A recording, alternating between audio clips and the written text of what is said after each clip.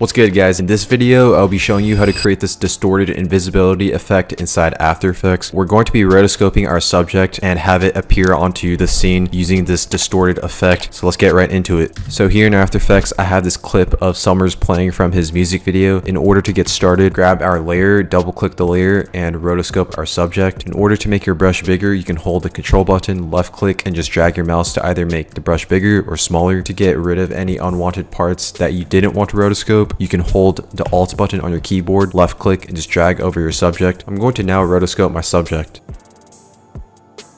After going frame by frame to make sure that everything was accurately rotoscoped, click the freeze button. That's going to lock in our rotoscoped subject. Go back into the composition. I'm going to decrease the shift edge to -50 and increase the feather to 8 just to make the edges of our subject feel smoother. So now if I play this, we have a very clean rotoscope of our subject. We're going to then grab this layer, click Ctrl D in order to duplicate it, and for the bottom layer, that's going to be our background layer. So I'll just name that Summers BG, which stands for background. In order to have a background without our subject in it, what we're going to do is double click this layer, click the freeze button again, which unfreezes our rotoscope. You want to then click the invert foreground / background, and what that pretty much does is fill out the empty space of our rotoscope subject, because for the background we want a completely empty background, just so that right when we are creating this effect we don't have a transparent background. And then click the freeze button again in order to lock in that rotoscope.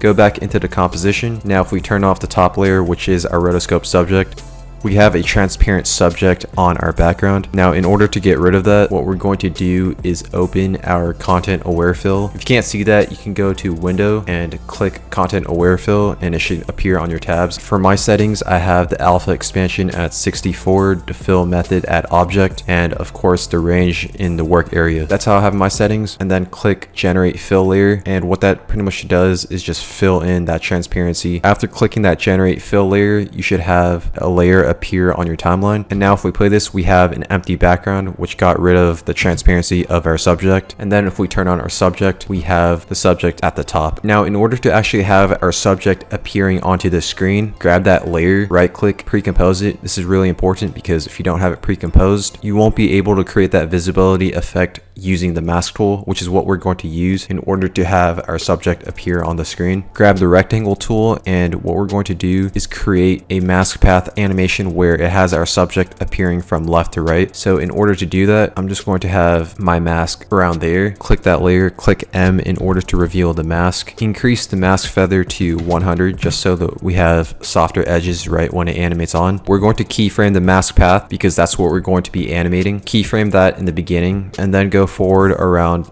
like 1 second and 16 frames, and then grab that layer. Only grab the top part on the right side as well as the bottom part on the left side. In order to do that, just click the layer and just select these 2 points. We're only going to be animating that part of the mask. Just extend that all the way. Grab those keyframes, easy ease them, turn on the motion blur, and now if we play this, we have our subject appearing onto the screen. We're going to now actually create that distorted effect. In order to create this effect, we're going to be using a free plugin called Displacer Pro. Highly recommend it. It's personally one of my favorite plugins and it's free, so you can't go wrong with it. After downloading it, drag that onto our pre-composed layer, go into the map layer and make sure your pre-composed layer is selected. When you go into the settings of this plugin, you can play around with translate X or the translate Y in order to create these really cool effects. Because in my case, we're going to be having our subject appearing from the left to the right. What I'm going to do is keyframe the translate X at -90 in the beginning, keyframe the translate Y at -180, and keyframe the rotation at 180. Go forward about 1 second and then keyframe all of those back to 0. Grab that layer, click U to reveal the keyframes, grab all those keyframes, easy ease them, and now if I play this, we have that really cool effect where our subject is appearing from left to right using this distorted effect. In order to make this look even better, I'm going to add an effect called Find Edges. Click the invert button, keyframe the blend with original at 0% at the start, go to the 1 second mark, keyframe the blend with original to 100%. Grab those keyframes, easy ease them. What this effect does is pretty much light up our edges. It makes it pop out a little more. So when we turn that off, you can see it's a little dull, and then we turn it on. It just adds that extra effect where it makes our distortion pop out a little more. And then for the final effect, I'm going to add a glow to this.